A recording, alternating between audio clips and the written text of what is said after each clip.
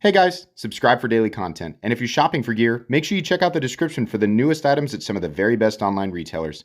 There's also links for some of the items that I personally recommend. Thanks! What's going on YouTube? Metal Complex here, and today I've got really more of a discussion than a review to share with you guys. This is the Benchmade Mini Infidel, and a lot of you guys are going to be quick to point out that's discontinued. Why are you reviewing a knife that is discontinued? I'm not reviewing it. This is a discussion. I've reviewed the larger Infidel. We have a Benchmade dealer here in town, and I have handled so many Infidels over the last decade. So many. I have plenty of experience with these things. Why have I never bought one? I'm a huge, we can carry OTFs in Kansas. I own multiple Microtechs, and I'm no stranger to this territory of price. I'll tell you why. It's because the Benchmade Infidel, in my opinion, has always been inferior to its direct and real competition. When I say real competition, I mean the actual US automatic knives, right? Not the companies pretending that they're making things in the United States. The actual, right, your Guardian Tacticals, your Microtechs, right? The real competition out there. They've always had, this one's not terrible, but it's still, you know, not quite as solid as like my Microtechs or the Guardian Tactical series, right? The firing power has always been a little bit lackluster, and the effort to fire has always been a little bit too, like, you know, why? This guy is less expensive than the larger one. At, I think when they were available, they were $350 to $375, depending on where you were looking. Aircraft aluminum, a little bit of steel, some steel on the chassis, and unfortunately D2 steel. Now I know the larger guy, you know, there was a couple editions in S30V, yay, right? Maybe the smaller one was an S30V. In any case, still though, value-wise, all the way around, it was just kind of getting beat up. Right? There's a lot of people who've been carrying and using the Infidel for years, and it's held up. I'm sure it does, right? And if you are happy with it, then you should continue to be happy with it. You don't have to listen to me. But there are definitely other things that I look for now that I've experienced so much in the OTF world.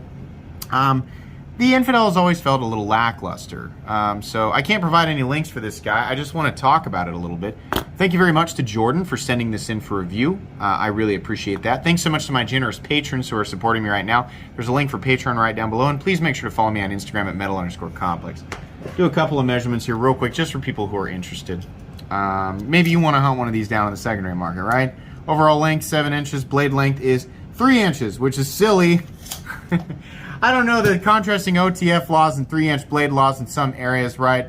Areas where you can't carry anything more than a 2.9-inch blade, you're probably also not supposed to be carrying OTF. So I don't know, right? But maybe that's silly in some areas.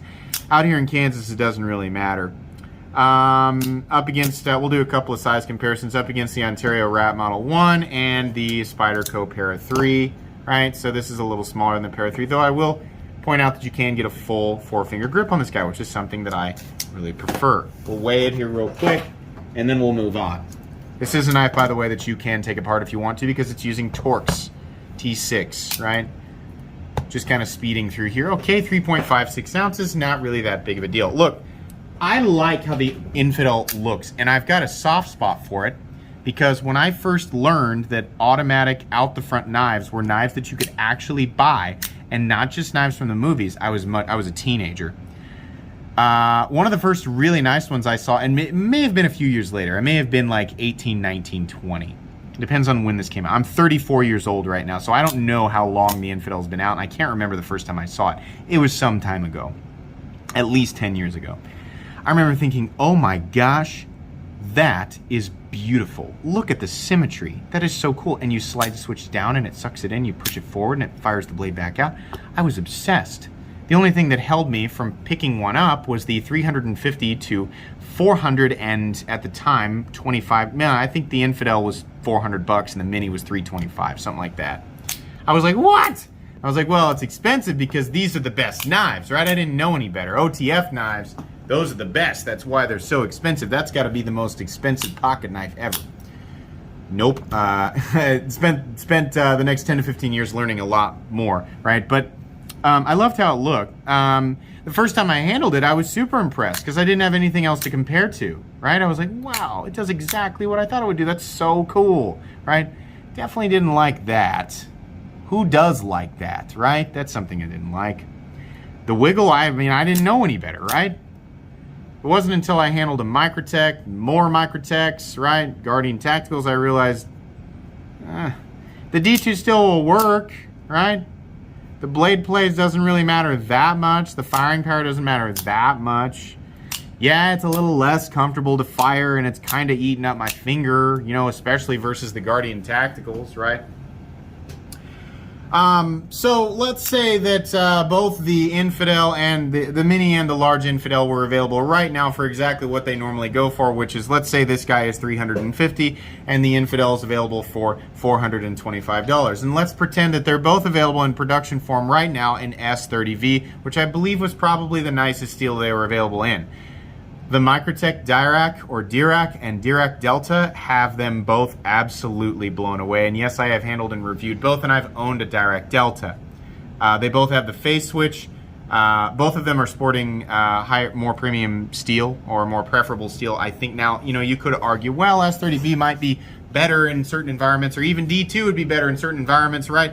Infinite variables, infinite environments, infinite individual cutting habits between people. We could split hairs all day.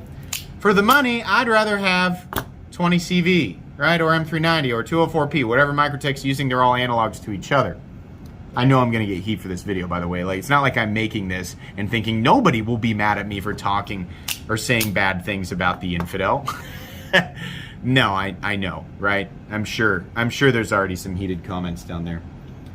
The Dirac and Dirac Delta both have these knives beat, and they're like, even the Dirac Delta. The Dirac Delta is what, $375, or is it even less than that? Substantially less money, more premium fit and finish, better lockout, better action, better ease of firing all the way around. And that's a company who a lot of people say Microtech knives are overpriced, right? Now listen, this isn't a slight against Benchmade. Benchmade has done an excellent job here in the last 3 to 4 years of upping their quality game, bringing more to the table for the money, changing some steel around, right? I love a lot of what Benchmade's doing in the folding knife department, especially that new, you know, Mini Infidel. Oh my gosh, that was just fantastic. I love that, right? Also love the Freak and the Super Freak, Mini Crooked River. Some excellent, truly legendary models, right? This wasn't one of them. Why am I doing this video? Is this whole video just like meant to like poop all over the Infidel? No, actually, I really think this thing needs an overhaul. I want to see a like 2022 variant of the Infidel, or maybe it'd take longer than that, 2023. I know they have other OTFs. I'm just not. The Infidel has such a distinct look. People know what this thing looks like. And I think a return, a full discontinue, if they haven't already, of the Infidel, large and small, should occur, and a complete return and overhaul of the Infidel should take place. Now, the large and small variants will inevitably be expensive. If you're going to charge us that much money, right, go ahead with the 20 CV. Obviously, Benchmade's no stranger to it, right? We need to get rid of this. Now, this is just me hoping and wishing and dreaming. I'm not actually expecting Benchmade to go, we better check and see what Metal Complex thinks, because that's what our whole business... No, right? This is just me saying, here's what I think, right? I don't expect anything to become of this. I would like to see an overhaul, that removed. I'd love to see the overall profile, the look of the Infidel to remain, right? Because I think this is one of the better looking OTFs out there. Get rid of this, right? CPM 20 CV, blade profile is great. The switch, kind of hard to actuate, and honestly, it probably would be made easier if these steps were something different. More of a ramp, more of a rounded, right, thing. Maybe something that's more the shape, you know, or the contrasting shape to the human thumb. That'd be a little bit better. I would prefer some larger screws, but no big deal. Honestly, I think the pocket clip is just fine. Maybe a little bit shorter, something like that. Gotta do something about the firing power, because these things really feel weak. All it needs to do is have enough power to lock out, but as soon as you get it a little bit dirty, there's a better chance it's gonna misfire, right? This one, while it does have better lockout than almost every other Infidel I've ever felt, it's still subpar versus that almost felt like a misfire there, but it didn't. Versus some of my Microtechs and stuff. I mean, there's got to be. I feel like this has so much potential as the king of Benchmade's OTF line. I love the phase switch designs, and I don't think Benchmade has another phase switch model.